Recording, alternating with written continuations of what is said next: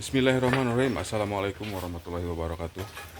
Sahabat Siliwangi Motor, kali ini saya bersama Profesor Endun. Kita mendapati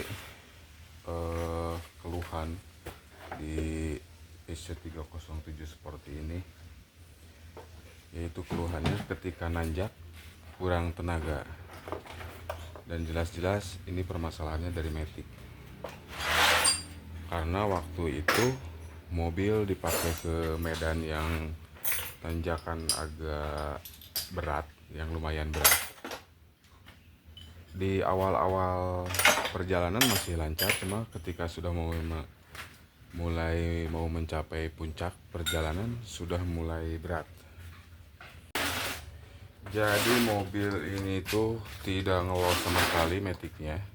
Bukan ngelos sama sekali, masih bisa jalan, masih bisa mundur, cuman tenaga di tanjakan sangat-sangat berat. Nah, setelah kita cek itu permasalahannya ternyata dari masalah permetikan ya teman-teman. Tentu kita kemarin mengawali pengecekan itu dengan membaca parameter di diagnostik ya, tekanan olinya normal, perpindahan giginya juga masih normal. Cuma ini masalahnya tenaga di tanjakan atau saat membutuhkan tenaga berat, dia kalau kopling manual itu seperti slip lah, seperti itu. Cuma ini nggak sampai, mau bisa nggak jalan kalau di jalanan rata. Nah, setelah kita cek parameter melalui scan diagnostik, itu semuanya normal. Lalu kita turunkan, kita cek mekanikalnya, dan ternyata ada bagian yang rusak di mekanikalnya. Coba kita spill, kita lihat bagian mana yang rusaknya ya. Nah, ini transmisinya sudah kita turunkan teman-teman ya.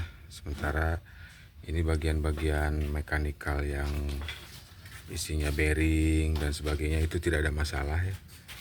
Sekarang kita cek bagian koplingnya, dan ini juga koplingnya masih bagus, koplingnya masih bagus lah, masih utuh segini ya kondisinya. Kemudian kopling kecilnya juga sudah kita cek, ini bagus. Dan ternyata duduk permasalahannya itu dari ini yang namanya brake band. Nah, brake bandnya sudah tipis, sudah kemakan, sehingga dia memakan ke ini P-cyclic, dan yang ini brake drum. Jadi brake band di Matic AL4 itu ada dua bagian, yang satu untuk di P-cyclic itu di bagian dalam, dan yang ini di P-cyclicnya, ini di brake drumnya. Nah, ini penanganannya, kalau kita tidak mendapatkan atau barang yang baru, mungkin nanti kita akan perhalus ya, kita bubut. Nanti pertanyaannya, kalau dibubut nanti jadi lebih kendor dong. Nah, gitu nanti ada setelannya ya untuk keregangan brake band ini. Nah, ini sampai pakunya itu sampai kelihatan. Jadi buat teman-temanku sekalian, sebetulnya brake band ini ada lifetime-nya, pergantian kalau nggak salah per 100.000 km ya, atau kalau salah tolong di komen di bawah. Jadi jangan sampai menunggu habis seperti ini. Ini kan berabe. Kalau sudah seperti ini ya lumayan lah. Ini masih mending kalau bisa diperbaiki. Ada juga yang kadang-kadang sudah tidak bisa diperbaiki. Begitu kira-kira teman-teman. Nah, dan ini juga ada needle bearingnya pecah. Ini harus kita ganti.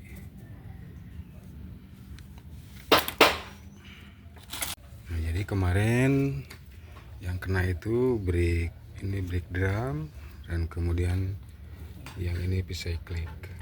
Ini sudah kita haluskan permukaannya sehingga siap untuk diganti dengan brake band yang baru. Nah, Ini brake bandnya ada 2 biji ya, band yang baru.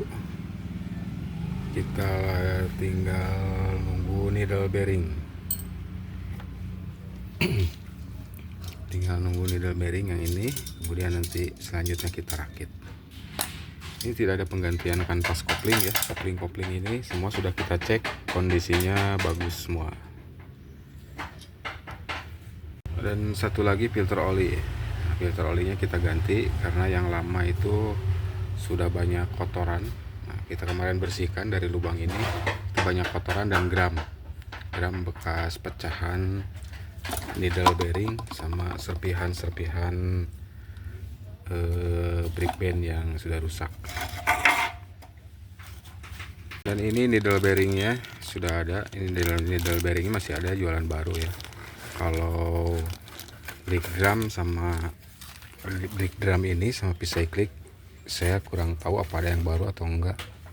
Tapi kalaupun ada mungkin harganya mahal ya. Dan olinya sudah kita persiapkan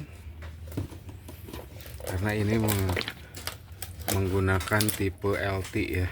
Harusnya ini menggunakan tipe LT. Di sini ada spesifikasi tipe LT. Nah, ini LT 71141. Nah, ini oli yang kita gunakan. Oke guys, teman-teman sahabat Siliwangi Motor, semua spare part yang kita butuhkan sudah ready. Sebentar lagi akan kita rakit.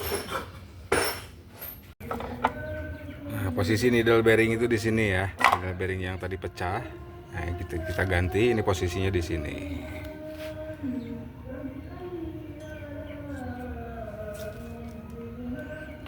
Di balik mangkok.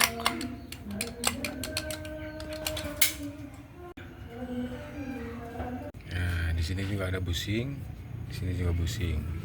Ini jangan sampai aus permukaannya. Jadi ada 3 atau 4 busing ya, saya lupa nih. Ini juga harus diperhatikan ya teman-teman. Di sini ada busing ini kadang-kadang sudah aus. Kalau sudah aus itu nanti nggak akan benar. Nah, ini masih mulus. Selain seal, busing ini juga harus diperhatikan.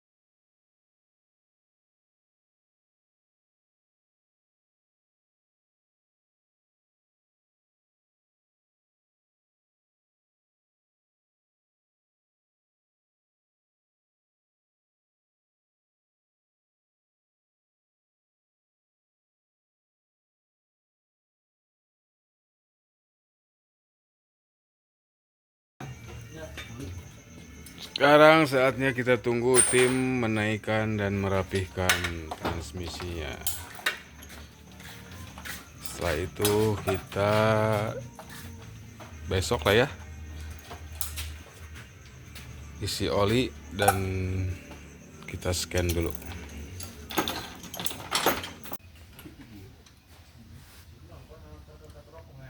Ini gearboxnya sudah naik. Ini bagian ecomaticnya, kita tinggal rapihkan.